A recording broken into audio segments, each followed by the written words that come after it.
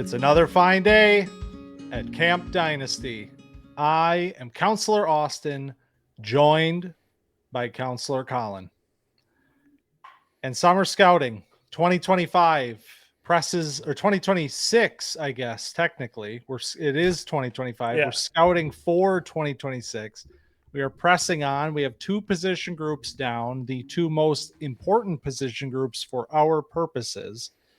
But for the NFL's purposes and for Superflex player purposes, this is the most important position because we are talking 2026 quarterbacks. Yes, we are. That is the cream of the crop when you talk about everything non-traditional fantasy football, which is why Superflex was created, because people didn't think that the quarterback held enough value in fantasy football, and I think that that's mostly true. But I still love playing the traditional game, and that's why we go off of like the traditional structure most of the time. Later, we'll do a Superflex episode. We'll do one here and there to give the people what they want. But for the most part, we like to have the traditional game, and then here we are. And you said 2025, 2026. It's not 2025. We can say that confidently with this quarterback class, right? Yes, we can. General impressions of this quarterback class for me, and it sounds like for you, very fun and potentially very good. I will throw the word potentially in there, and we will talk about that as we move through the list today. But as it sits, there are a lot of fun quarterbacks heading into this season of college football. And compared to last year, when we were just hoping that somebody was going to stand out through the process, and even when Cam Ward was doing that, it was still kind of like, yeah, I like Cam Ward, but whatever. Like, there are several quarterbacks. I should say probably a couple quarterbacks here that I'm very confident are better than Cam Ward, and a few more that I think could jump over where he ended up by the end of this season. Right. Yeah, I would agree with that. I think like the time it took Cam Ward to cement himself as QB1, it took a while over the season. And I think like you said, a couple of these guys would have been the QB1 in that class since day one, probably throughout the season. So I feel pretty comfortable saying already that this 2026 class feels, much better than 2025 class top to bottom, because I like, more than two guys as like guys that could be good NFL players. And that's more than I can say already for the 2025 class, even like, because we have Cam Ward, and then it's like, how do we feel about Jackson Dart? How do we feel about Tyler Shuck? How do we feel about Shedeur Sanders and company? Like, it's definitely such a weird situation with them.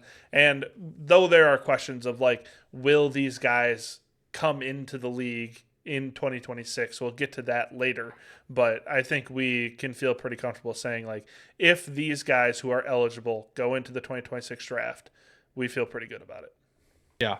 There are 7 quarterbacks that really interest me. Like, there are 7 guys that I'm excited about in this class. So that's a good place to start when you're heading into a new year, when Cam Ward was not a part of our discussion last summer, and we saw what happened. These guys can take huge leaps. So you have 7 that have already put it on film a year ago. Who's going to be the next guy to do that and potentially put their name into this class, where if guys go back to school or whatever happens, like how many ever come and go, I think we're going to end up with a really strong quarterback group when it's all said and done. Yeah. So all right, well, all of that said, let's dive right into this thing. Your number 5 quarterback for the 2026 class. It was hard to narrow this one down. I think I feel pretty comfortable with my top 4, but figuring out who to include and who to exclude as my number 5 was my hardest decision. But I ended up going with Garrett Nussmeier here at 5, LSU quarterback. Um, you probably have seen a decent amount of him, given that he's on a big time program, throwing to some names that you would recognize. But he definitely has a big arm. He's a pocket passer is the only thing that really turns me off, and he's kind of a small pocket passer. He's 6'3", 200 pounds ish, which is pretty thin for a guy that's going to stand in the pocket and not the tallest person to be a pocket passer. 6'3" is not bad. I'm not going to height shame him, but yeah, I think like he has like these moments where you're like, oh my goodness, like this is a guy with NFL traits. But I think that he has some bonehead plays here and there, inconsistent in reads, stuff like that, where he has a pretty outlined offense for him, and coloring outside of the lines is something that I think he needs to do more of. And as a pocket passer, sometimes that's all you really got is like what's the 1 to 2 to 3, and then like those guys that can create a second play are that much more valuable. So before going too far into it, where do you have Nussmeier? I have him at number 5. Okay, here we go. We are off to we're on the same trajectory we were last week with running backs. Yeah. We are back on the same page, and yeah, I mean, I agree with you. I think Nussmeier. I'm not sure which I'm one gonna it go is. Nussmeier until I get hate Yeah. comments. Okay. I think you're right. Garrett Nussmeier. Yeah, like you said, a little bit not undersized, a little bit smaller, 6'2", 200 pounds is what he's listed at. Was a 4-star recruit in the class of 2021, which matters a lot here because there are a lot of young quarterbacks in this class, and he is not one of them. He will be 24 on NFL draft day in 2026. So that did factor into this a little bit for me. I did consider bumping him to the 6th spot simply because of that, because I was with you where 5 and 6 were pretty close for me. But he had a great season last year, over 4,000 yards, 29 touchdowns. The arm is live. I Yep. mean, he looks like a bigger player just when you first turn him on because of how he can just zip it. Mm-hmm.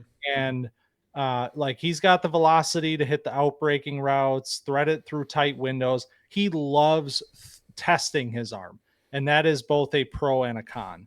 He will rip that thing into tight spots, and you'll see some throws from him that are like, holy shit, Yeah. like this is an NFL quarterback.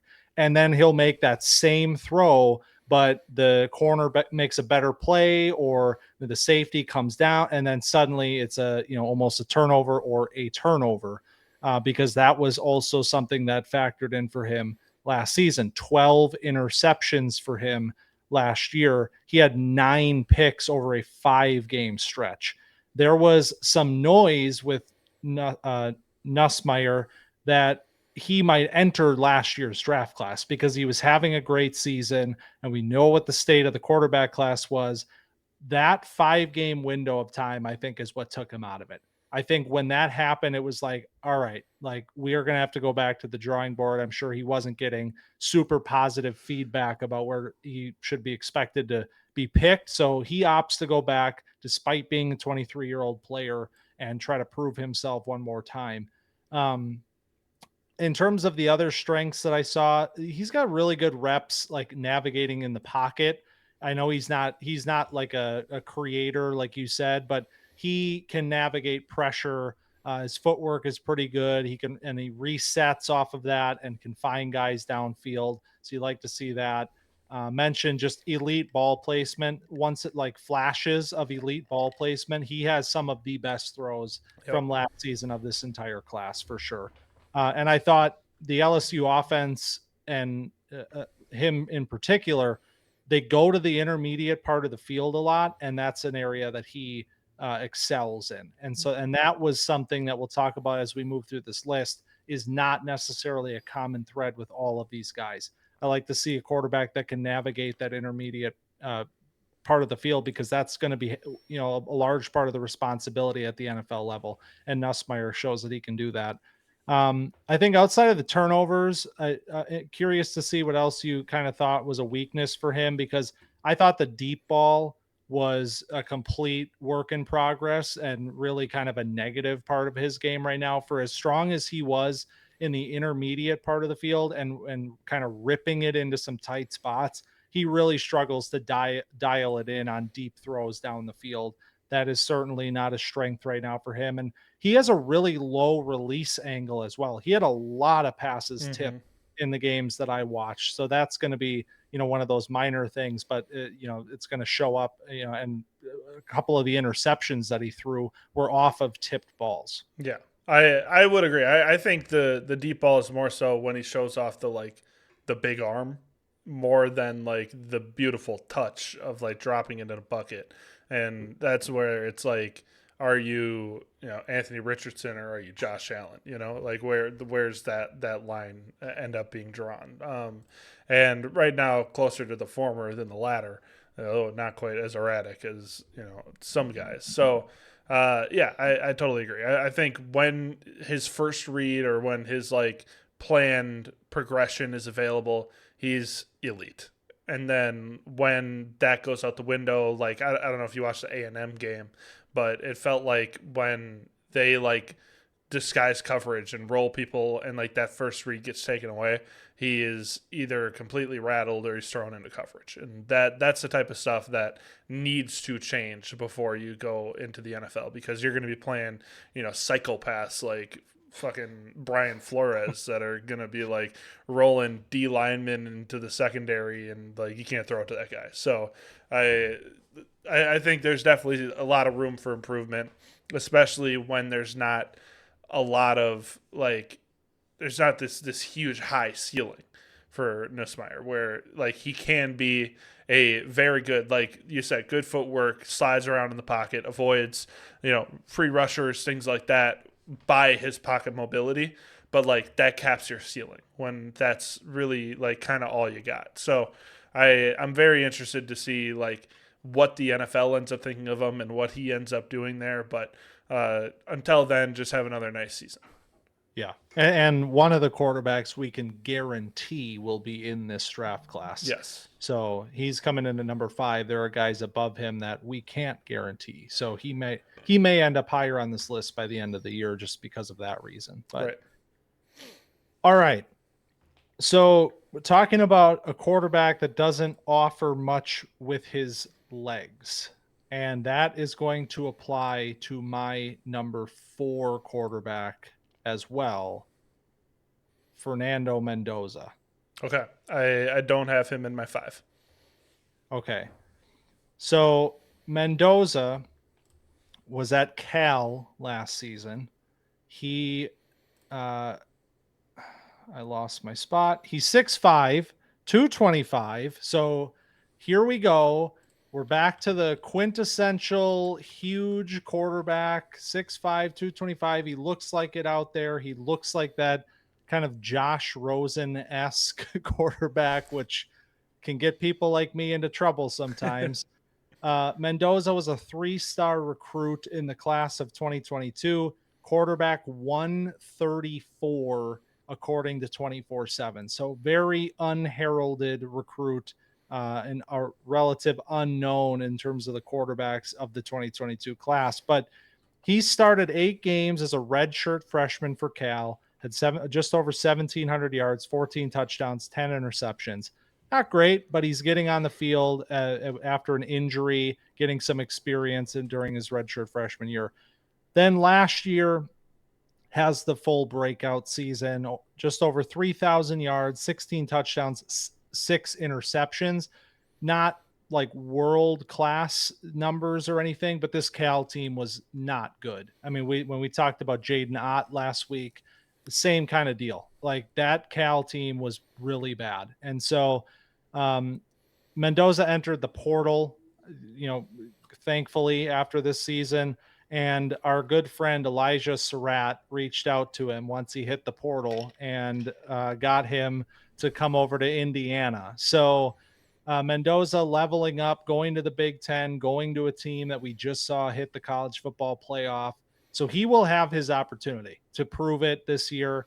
Part of this number 4 ranking for me is a little bit of that projection kind of baking in here, because some of the stuff at Cal, it is kind of hard to assess it, because just like the line play was really, really bad. He was dealing with pressure a lot.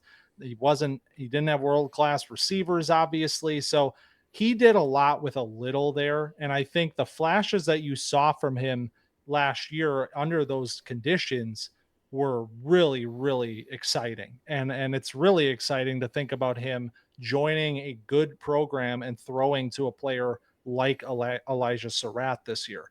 Um, in terms of the strengths, there is a surgical quarterback in here. Like there are flashes. We talk about the ball placement with Nussmeier.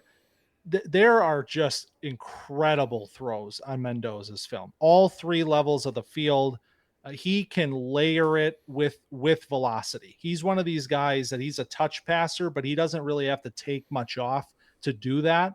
The arm talent is very apparent. Like it shows in the throws that he's making, but it shows in these situations in particular where he is having to get outside the pocket to create because this line is not helping him. They're not holding up. He's rolling out and he is throwing off platform constantly. And that arm still just pops. And so he's not a player that is going to threaten in terms of a scrambling skill set. He has runs on film, and there's quotes out there like Indiana's excited to have a more mobile quarterback than Curtis Rourke, but it's like, well, when you compare him to Curtis Rourke, sure, but like he is not a mobile quarterback. But what he is another one of these guys that can really navigate the pocket. He shows really, really strong skill in navigating defenders, rolling outside, like I said, when he needs to, and finding guys consistently.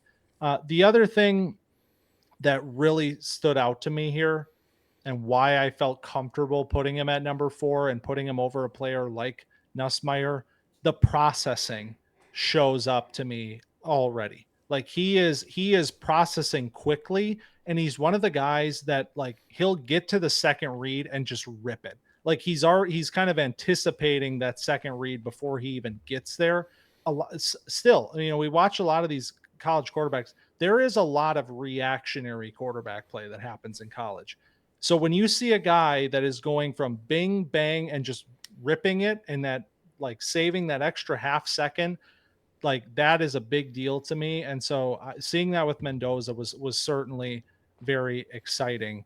I'll stop there. Did you watch Mendoza? Yeah, I didn't watch a ton, but I definitely gave him a little bit of watch. I just didn't feel like I had enough to get Yeah. him in here, but I definitely liked like the things you were saying. I feel like he's a keyhole kind of passer where he's not only like giving his guys a chance, but he's like putting it front hip, on the shoulder pads. Like he's putting it in the right spot at the right time, which is big and not super common. Especially like we talked about Nussmeier, who can do that on the intermediate throws, but maybe struggles to find like the doorknob on some of the like deep throws or even like some of the like easier throws that you might see. But Mendoza, it seems like he, working in an offense that's going to be more favorable in terms of talent. I think it's like similar-ish schemes, so like it won't be a ton of like learning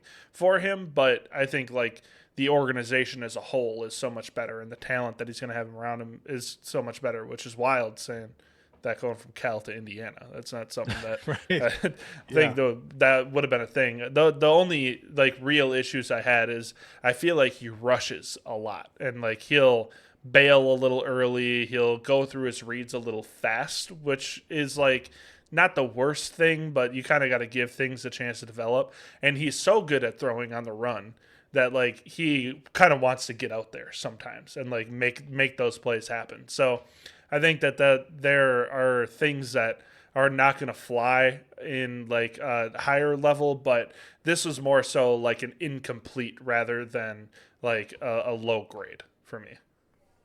Yeah, I think he was playing a little bit gun shy as the season went on, just because of how often he was facing pressure. I mean, he was pressured on 156 dropbacks last year, which was tied for 12th most in the nation.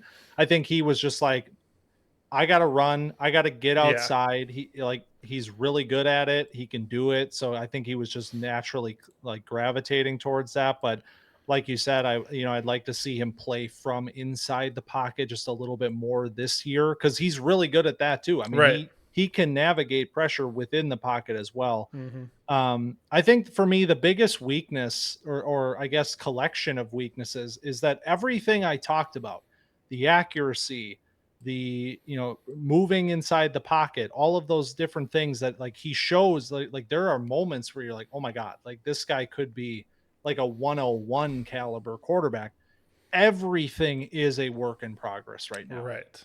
Like he'll have one of the best throws you've seen in like a couple of years, and then he'll follow that up with just two just misses out of nowhere, or like throwing into a double or triple coverage situation, and you're like, what are you doing? Like I was so ready to just pound the table for you, and now like what are we doing here? um doesn't always respond well to pressure. We talked about that. That's a combination of both the like rolling out too early, but also because he's not like a twitchy athlete.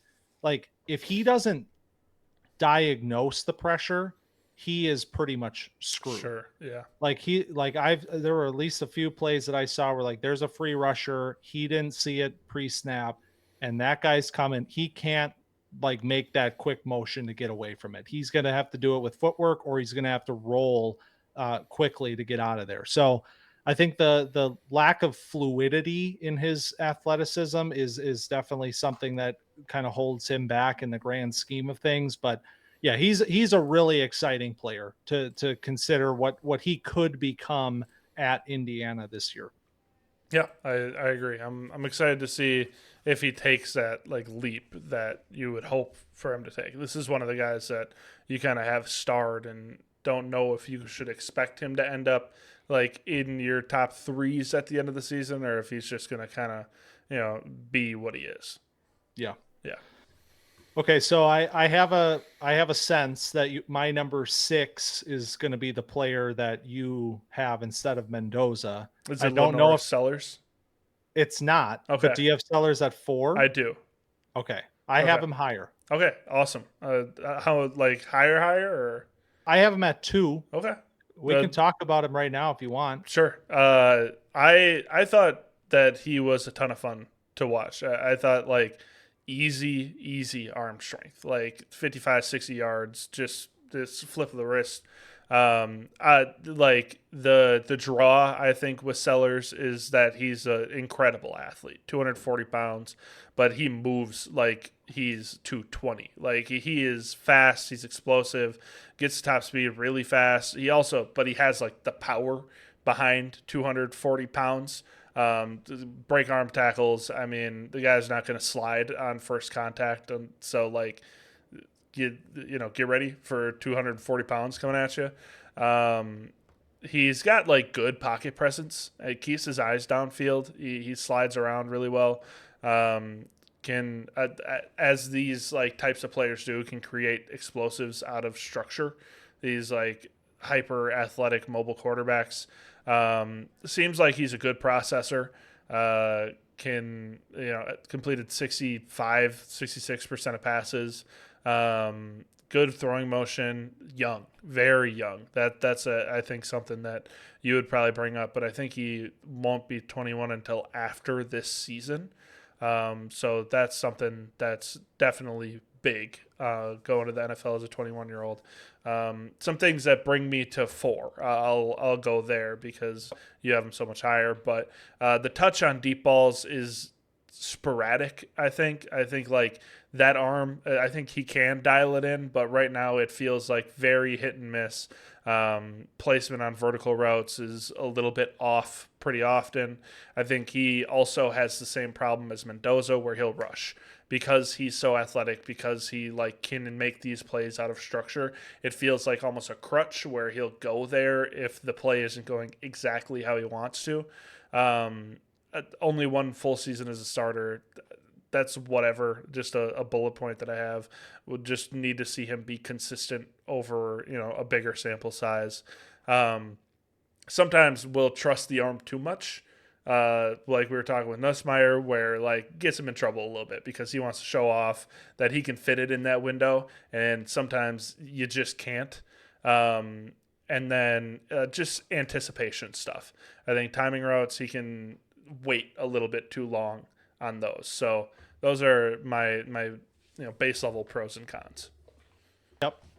I'm with you on pretty much everything you said. I think probably the difference here is that he's going to be 20 years old on NFL draft day. And what we saw this last year for me, this goes into what I said at the beginning of the show, where it's like, I don't know if all these guys are even going to be in the class, but there's a lot of potential here. I don't know that all these guys are there today. But when you consider a player like LaNorris Sellers and what he put on film in his first season as a starter at 19, 20 years old, that is an incredible, the eyes light up at that point. Like, what are we going to get this year? Because you mentioned the frame. His hero is Cam Newton. And so I think it's pretty apparent when you watch him that is a player that he has tried to model his game after in a lot of ways. He was a 3-star recruit in the class of 2023, another one of these guys that kind of came out of nowhere, but not quite as much as Mendoza. He was quarterback 34 in that class. There's a great piece out right now on The Athletic from Bruce Feldman that published just, I think, last week, that kind of chronicles like his rise from being a 3-star player and not being really sure about the future to like getting the offer at South Carolina and then putting this sort of season together, where he had 2,500 yards, 18 touchdowns, 7 interceptions, but added 850 yards rushing and 7 more touchdowns. So premier dual threat type of a quarterback, and the kind that has a little bit of power behind him. He's not afraid to lower the shoulder, which we could talk about whether that's a good thing for a quarterback. But the number one thing for me, what I wrote down top of the list, and why, a big reason why he's here at number 2 for me, he is a wizard at escaping pressure. He is one of those guys where you'll watch him and you just kind of, your jaw kind of hits the floor. He's got that like Lamar Jackson-esque way of escaping from like what should be sacks. Like, guys have him fully wrapped and he is like off balance, and then all of a sudden he's just out of there and whipping a 50-yard bomb or running for a 40-yard touchdown. Like, there is that level of wizardry that he brings to this position that I think, for a player that's as young as he is, like, seeing some of those plays and in critical moments. I mean, that Clemson game where he like put the team on his back to win that game. He had one of the like incredible throw for a touchdown that was called back. And then like the very next play, it's like 3rd and 16. He runs for the game winning touchdown. And it was just like, to put 2 plays like that back to back in the biggest, moment of your season, biggest plays of the game. Like, that was incredible stuff for me to see. I thought, like you said, easy thrower. The motion is very natural. The release is extremely quick. Ball comes out tight with velocity. Thought he had really, really nice touch. Like, he was layering the ball consistently. I thought the deep ball was, like you said, it's a little bit hit or miss. I thought like it clicked more than it didn't in the games that I was watching. So I marked it down as a positive for him. And I think he really has a tendency to kind of drop it right in the bucket. And then obviously the big frame, and that makes him, fully capable of, the 800-yard rusher last year. He'll be a dual threat. He'll be one of these potential fantasy weapons at the quarterback position if it all goes to plan. Now, the weaknesses part, like you said, I can understand why you have him at number 4, because I do agree with you. Like, I think he needs to play a little bit more proactively. I think the anticipatory throws, they're not quite there yet. It's a little bit read and react for him right now. He was like one of these guys that was getting pressured a lot as well. So I don't know if that factored into it and factored into why he was so quick to run. He was pressured on 162 dropbacks, which was slightly more than Mendoza. That was 11th in the nation last year. But I thought, generally the intermediate area of the field was also kind of a work in progress for him. I thought, short and deep were generally good. Intermediate had flashes, but need to see that consistency, need to see him work that area of the field a little bit more this year. And then, like you said, puts the ball in harm's way too often, forces throws that he doesn't have. He had a 4.6 turnover worthy play percentage last year. That was tied for fifth highest in the country. So he is a bit of a gunslinger. He's a bit of a project work in progress, but for a player that is only 20 years old heading into this season, I was already at the point where I was like, all right, I'm going to stick him at number 2 with the, idea that I think he's going to end up here by the end of the year. Yeah, yeah. I think like he has probably the highest ceiling out of anybody in the class. Maybe like close, but I think it's the ceiling is really tantalizing, and so I'd love to see the consistency over another year so he can jump up into my number 2, number 1 spot, and I'll be rooting for that to happen because he's a really fun player to watch. Oh yeah, all eyes on South Carolina this year. Mm-hmm. That'll be for sure, one way or the other. Nick Harbor and LaNorris Sellers. What kind of development are we going to see from them? Yeah. All right, so that's your number 4, and we know my number 4. So my number 3 Sure. is Drew Allar. My number 3 is Drew Allar. Okay, There you go. okay. So we know Aller pretty well. We talked about him last summer. We talked about him through the season a little bit. I don't believe he made an appearance on 2.0 last year because I think by that point he had already said he was going back to Yeah. school. And then he had the college football playoff run, and that got folks talking again to be like, well, I know what you said, but well, maybe you could come out. So I was excited to watch the rest of the year for Aller because I got to dive into those playoff games a little bit and really get to see what happened there. And man, I gotta say,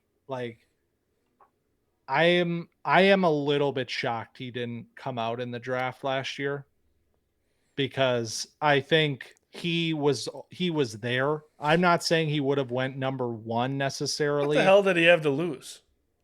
Right.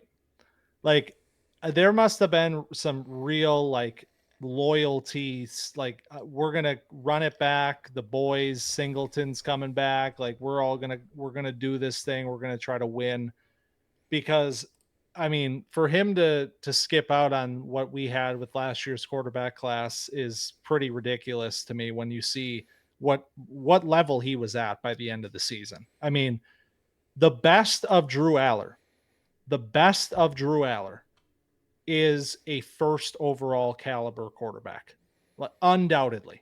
And I know there's going to be people that hear that and shout from the back, like, what about the rest of the parts? you know, but I mean, he had more 101, he was closer to 101 than he was to being that scary Drew Aller that we were watching from last summer, where it was like, well, if you put it all together, yeah, I could kind of see it. Last year was He coming kind of he kind together. of put it all together. Yeah. Right. I won't say that it was perfect, Right. but man, we already knew this part, but I will never not be amazed at his arm. When you turn it on, he has a true cannon. The ball just explodes out of his hand and he just rips it. I mean, there was a play, he took a 7-step drop and just ripped a dig. It ended up being a 45-yard throw in the air and he just rips it into the middle of the field in between defenders. I was like, Jesus Christ. The arm talent, that's there. He's going all sorts of angles, off balance, off base. He doesn't matter. Uh, I thought that one of the biggest improvements for me from what I remember from the summer, I thought the touch was there. I thought he's starting to figure out how to use that weapon a little bit smarter. Like we know he's got the velocity, but you really saw him layering throws down the field a little bit more this year. Good against pressure, I thought, as well. Can climb, can escape, keeps the eyes downfield, finds guys. And he's got the athleticism with this frame. So there is a world here. I don't, I'm sure folks are going to throw out the names like Josh Allen and all of that stuff. I'm sure that comes out with Allar.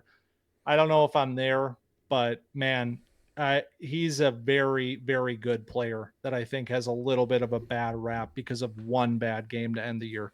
Yeah, I thought Aller was quite good. I thought about putting him even higher here, but I didn't want to, overdo it. But I was like all the things you said, where it felt like he was really solid, had a lot of upside, and then comes in and kind of puts a lot of the pieces that you were questioning together, and gets a little better out of structure, gets a little more touch.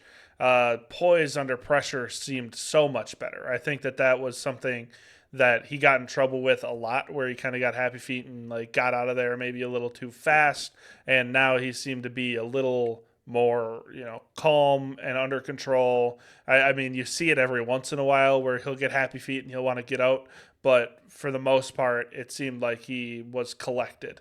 It seems like pre-snap he like has a plan, and it feels like he can diagnose what the other team is rotating into, dropping into, and it feels like he has a full understanding of everything that's going on in the play, before the play, and during the play. He's got really good decision making. I think that was a huge plus for him. He doesn't put the ball in harm's way very often. Great velocity, can make those tough throws. He, I mean, still attacks downfield, even though he is safe with the ball. So he's not like so safe that he won't try to push the ball a little bit. And then the only like weaknesses that I have for him is that when he there's still those, like I said before, the flashes when he gets under pressure, where he'll the accuracy will get a little off, especially like on intermediate throws when he's got to layer something and like he's got a guy coming off the edge, or a free rusher or something. I think his footwork can get a little off, where his base can get a little narrow, so he can't put the necessary oomph in it. And that is generally on like a second, third read as he shifts over to like the other side of the field. It feels like he can close down a little bit in his base, and then because of that good pre-snap discipline and how much of an understanding it has, sometimes it feels like if that doesn't turn out to be right, he'll kind of get stuck. But those are pretty small in like the sample size. Like when you talk about overall his game, it feels like those things pop up a lot less often. So I wouldn't like be too worried about it. Yeah, I thought on the weaknesses front, I agree with you, and I also thought the placement needed a little bit of work as Sure. well. I thought the accuracy was generally better this year. I thought the placement could still be a little bit more dialed in on certain throws. And like I think he's earned kind of a reputation. This is just the sense that I get based off of like what I've seen online about Aller, but I get the sense that he kind of earned a reputation as a gunslinger. And I don't agree with that at all, because he is not a quarterback that puts the ball in harm's way very often. And I do think one of the reasons that he got the label of gunslinger was because of some of his games down the stretch when there were more eyes on him. He had 2 picks in the Oregon game and the conference championship, and he had, the pick in the Notre Dame game, which was easily his worst game of the season in the college football playoff. So, I mean, you take that part out though, like the 3 picks in those last 3 games. I mean, he only had 8 picks on the year. His turnover worthy play rate was only 2.1. And last year was 1.1. And that was a big strength we talked about in the summer. He only had 2 picks last year and had one of the lowest turnover worthy play rates in the country. So, yes, it did jump a little bit. And that is something that I'm going to be monitoring and something that I kind of tallied for him heading into this year. Like, let's make sure this doesn't become a theme.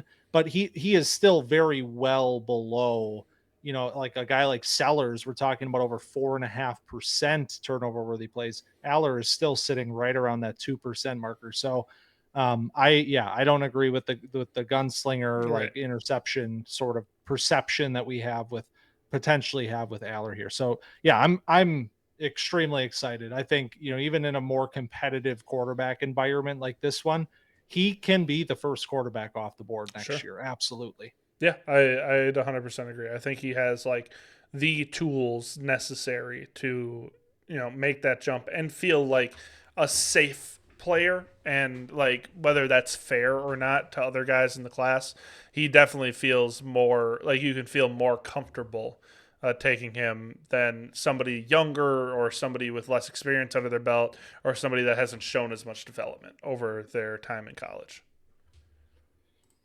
All right.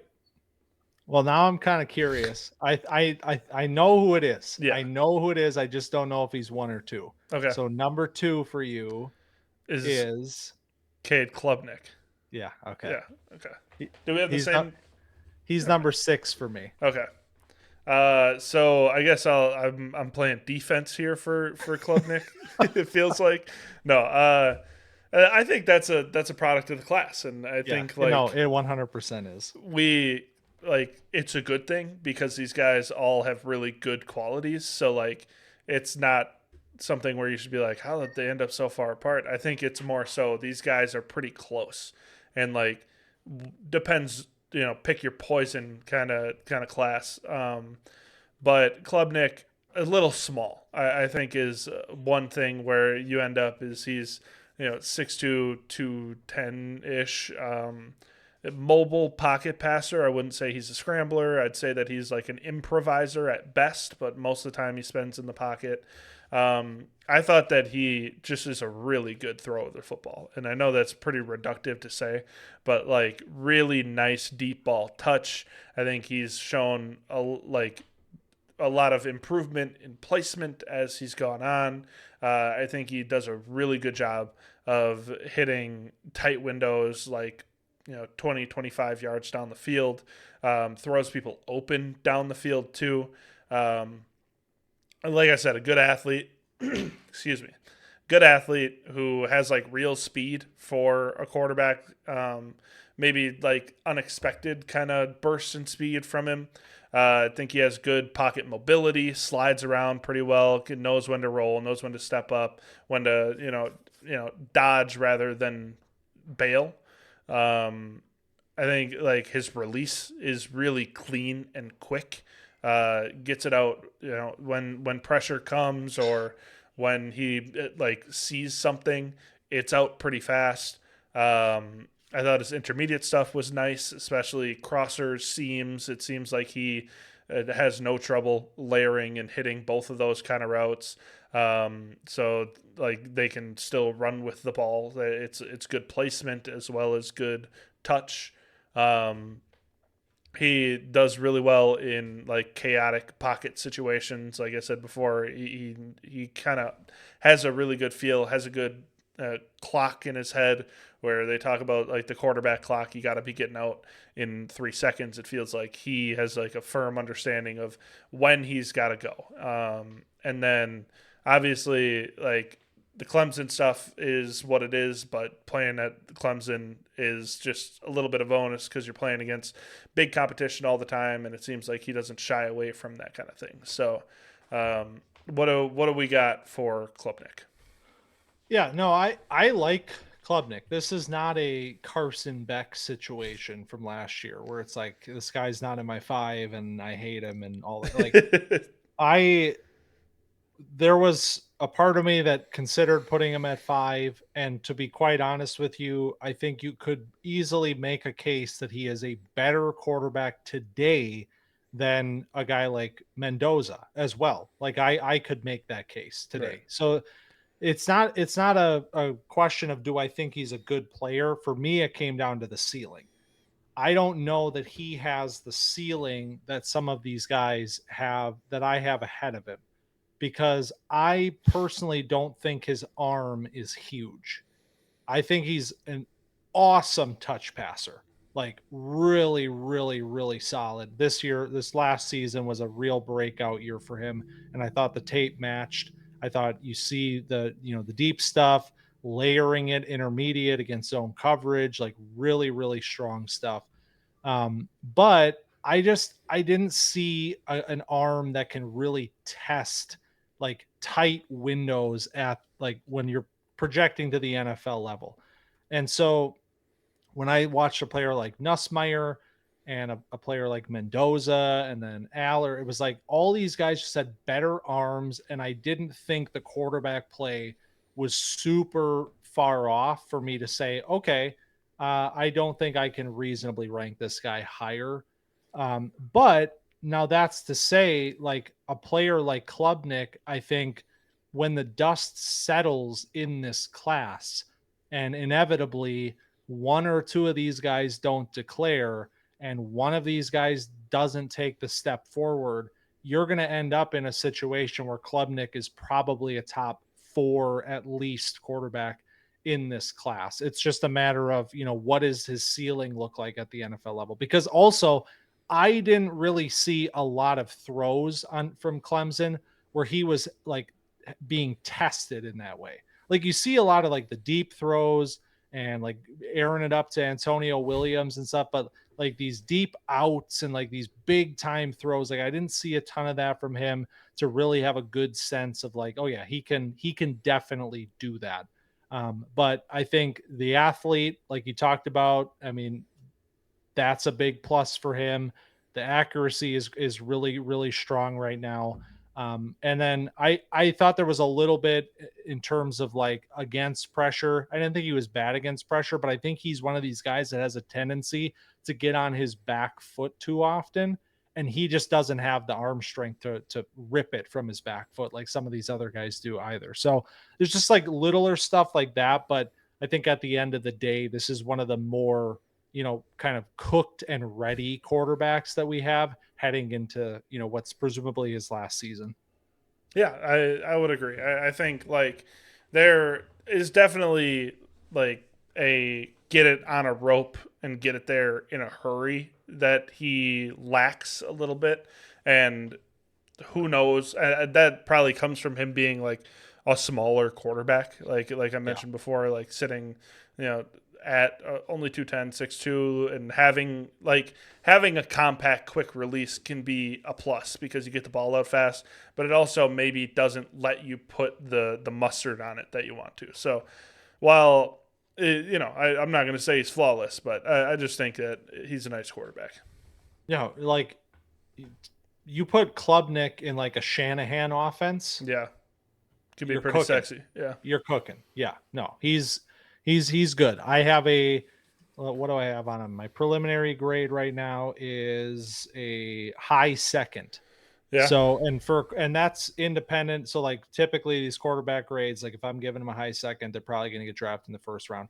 I have spoiler 6 quarterbacks that are probably like first round guys today, Yeah. based off of what I'm seeing. So all right, so Klubnik at number 2 for you, which can only mean that Carson Beck is back at That's number. right. That's what this class is. Miami's own Carson Beck.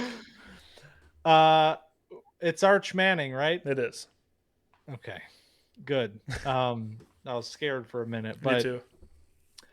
I mean, it is a little scary to put a quarterback that only has 90 passing attempts behind him at the number one spot in a class that is as good as this one. We're sitting here like, oh my God, Allar, he could be 101. Sellers could be 101. Klubnik's there already. Like, Arch Manning, not Mr. 90 passes. Nope, he's number one. Yep. And maybe he won't be in the class. That seems to be the sort of general thought with him, is the Mannings are going to hold him in college for another year, but I don't think he needs it. Um, we know who he is. He's 6'4", 222, unanimous 5-star recruit in 2023, number one overall player from two of the outlets. He's the son of Cooper Manning. If you weren't sure how he falls into the family tree, this is the nephew of Peyton and Eli, son of Cooper. To prevent a media frenzy, he was not allowed to interview or receive premature scholarships when he was in high school. Like, one local media member was quoted as saying, they've shut down everything, but the attention is going to come. Yeah. Like, he has been in the spotlight, since he was a child because of his last name, but certainly as he moved the ranks up through high school and became what, was becoming very clear that he was going to be a top quarterback, and then to become the top quarterback with the last name Manning. Pretty special stuff. So I was excited to dive into the film and find out all this hype, all this, we're talking about him a lot, even though he's not even playing. What does that all mean? And we both landed in the same spot. So what did you like about Arch Manning? Uh, there's Nepo babies and it's a bad thing. And Yeah. sometimes there's Nepo babies and it's like, usually in sports, it's a good thing. So Arch Manning, though not the son of Peyton or Eli, feels like he has a little bit of that game, though he's not either Peyton or Eli. It's just like he has this calm, this cool, this like understanding of the game, and then put that on top of like pretty good athleticism, which is not something that you might expect to see with Manning on the back of the jersey, and a great arm. Like, this is the coveted arm of the class, where he has a quick, efficient release, and I talked about Klubnik, that being, maybe taking a little bit of juice off of the ball. Literally no problem getting the ball down the field with Manning. And that does not bother him at all. The pre-snap stuff, that is something maybe that got passed on in the genes, because feels like he totally understands the coverages and how it's going to develop. Incredible poise. It feels like he is bothered, like playing the position completely unbothered. Like, he's been doing, like he was born for this. Like, he's doing his whole life. So I think more of the question for me with Manning is, what can I see to dissuade me from taking him highly? What is the pull back? What is the issues with him? And honestly, like, you just don't see a ton that drives you away, other than like, he needs more reps. We need to see more out of him. Can he maintain his mechanics under NFL pressure? Like, this is all stuff that we can't really answer until he's in the league. And so, while yes, or until he gets more reps as a starter. And I don't love the idea of keeping him in college, because it's just another year of playing worse competition for a guy that like could be making number one overall money. Like, I think that would be silly. So I don't know how much he's getting through NIL. I don't know if it's enough to keep him there, but I hope he's in this 26 class, because he's a baller. Yeah, I'll start with the weaknesses part, just because that's a little bit shorter, and I think it is, it's very important to put into context. Like, he only had 90 passing attempts Right. last year. Like, this is as raw as it gets when you're talking about a player that we would both today, given this ranking, say he's worthy of the number one overall selection in the draft. Like, we would project that that's where he would be. And as a player that is, only started 3 games last year, that's kind of insane.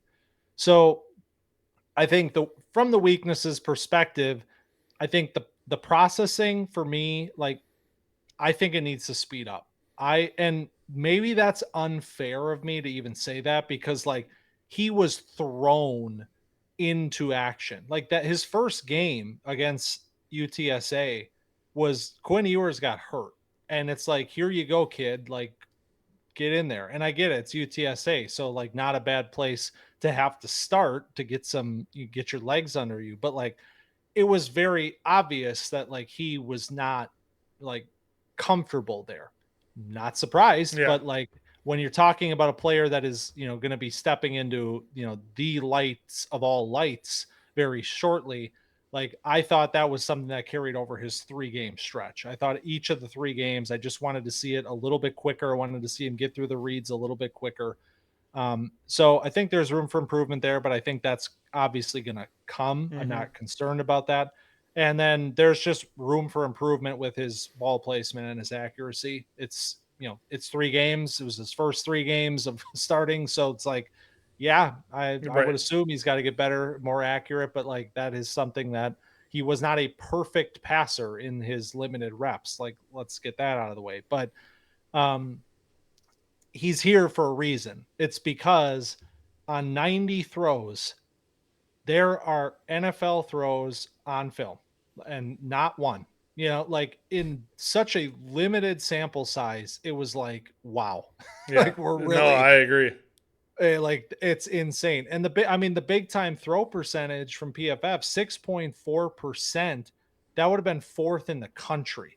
So when you extrapolate his 90 passes out to a full season, he's one of the best quarterbacks in the country in terms of putting these kinds of throws on film.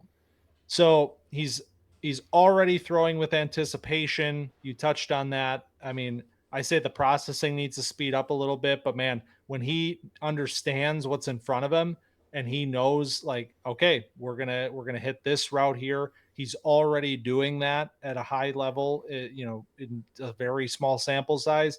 The athleticism obviously is a huge thing. I think we all remember that run, his first game when he ripped off that big run. He is a legitimate rushing threat, even though his last name is Manning. Um, and then I just like an ideal frame. He's like one of these quarterbacks. It's like he's built in a lab. He's got the Mm-hmm. 6'4", 222 with athleticism, with the arm, with the intangibles. Like he's one of these guys. So it's easy to kind of come here and be like, yeah, he's a Manning, like he's destined for this. But like that's what it feels like when you see him playing in such a small sample. And it wasn't just against bad teams. His final game as a starter was in the SEC against Mississippi State. Yeah, it's not Georgia, but like he was cooking Mm-hmm. against Mississippi State. So to think about what he could do with a full season as the starter with another offseason under his belt, I think we are, going to be well within the boundaries of talking about him in this way by the end of the season. The question just will be, will he even be in the draft? Is there going to be tanking in this season be for Arch? I know everybody says that NFL teams don't tank. They don't. The guys care too much. Their bodies are on the line. But like, is somebody trading off their good players to try to get some Arch Manning in town? I don't know. I wouldn't be surprised. I could say that. There's going to be a lot of phone calls being made to the Mannings to be like, is he coming out? Yeah. Or Are we it's doing like, this? Is this real?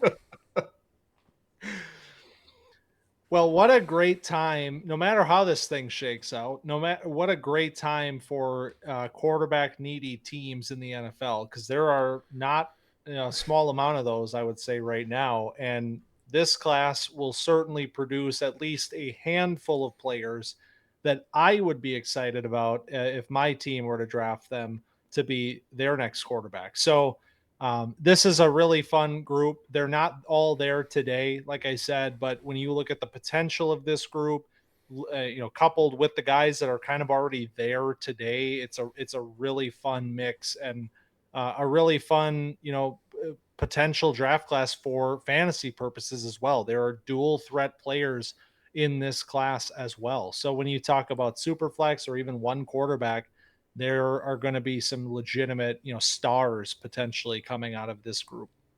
Yeah, I totally agree. We're looking at a class where, I mean, the number 6 guy can be somebody else's number 2 guy, and that's not because they're all bad. It's because they all have qualities of NFL quarterbacks, and you can see them all being successful in the future. So I am definitely excited to track these guys to keep up with all of this. As a lot of them also staying put, which is kind of nice.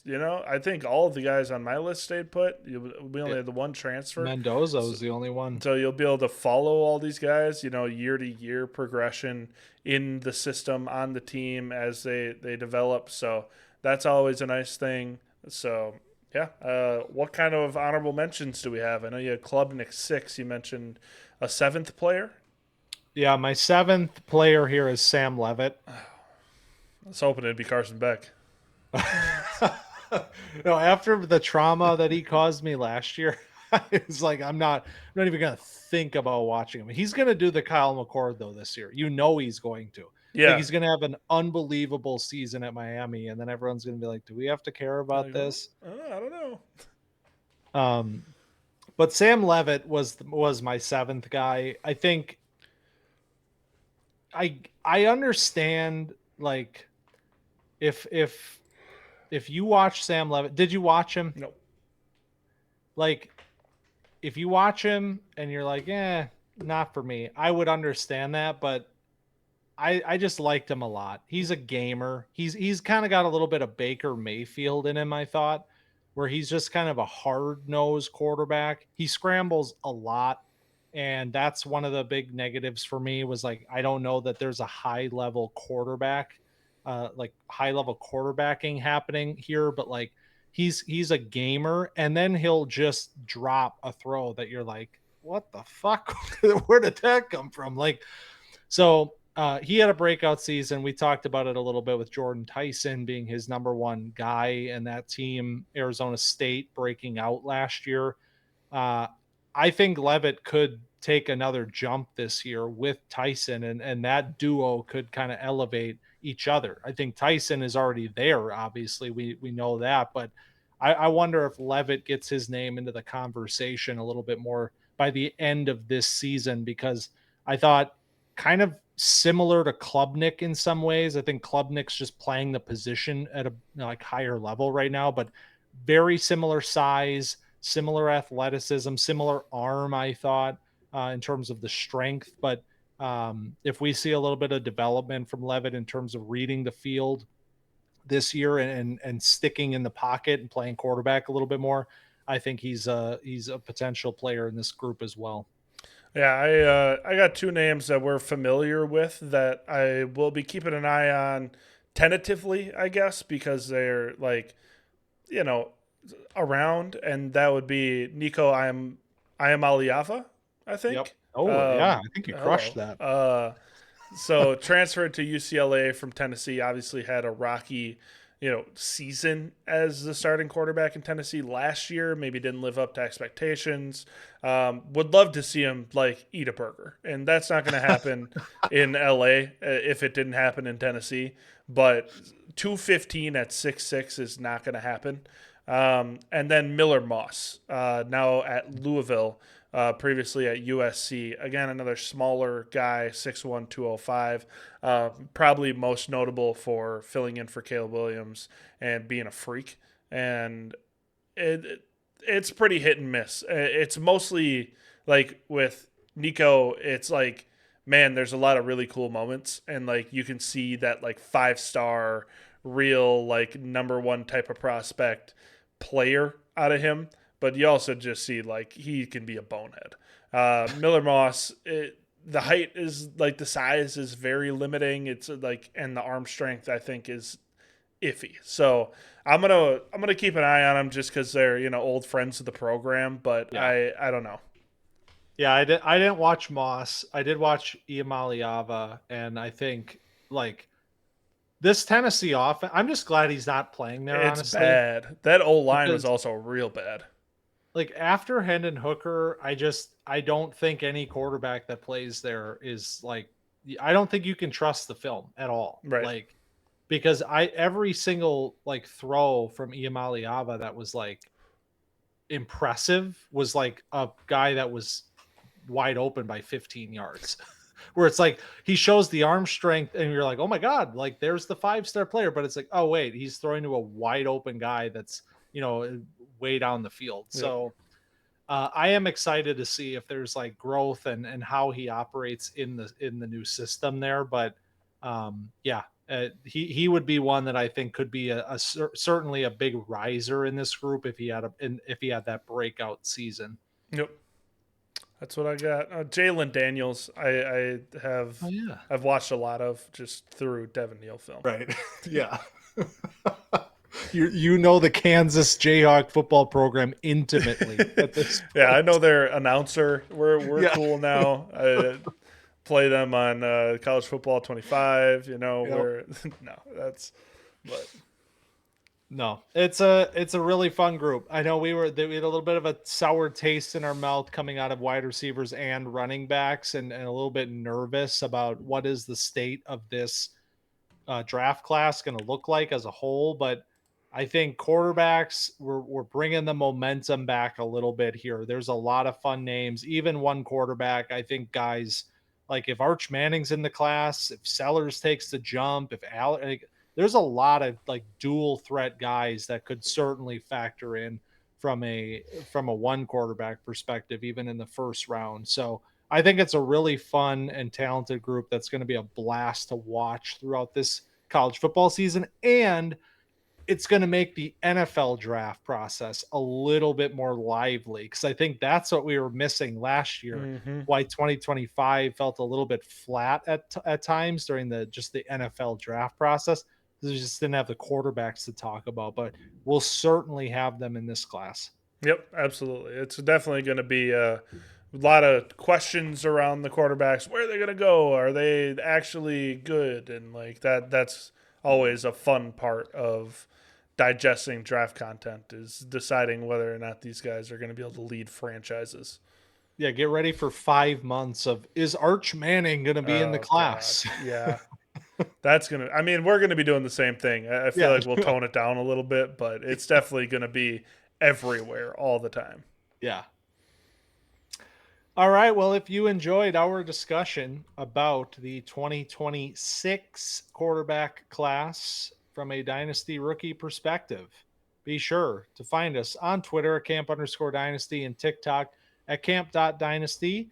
If you are watching on YouTube, be sure to subscribe and like the video before you leave if you have not done so already, because we appreciate that. If you are on the pod feed and you have not liked, rated, reviewed, followed, whatever you got to do with the pod feed stuff. If you haven't done that yet, do that now as well because we appreciate that. And we are on, my friend, to tight ends next week.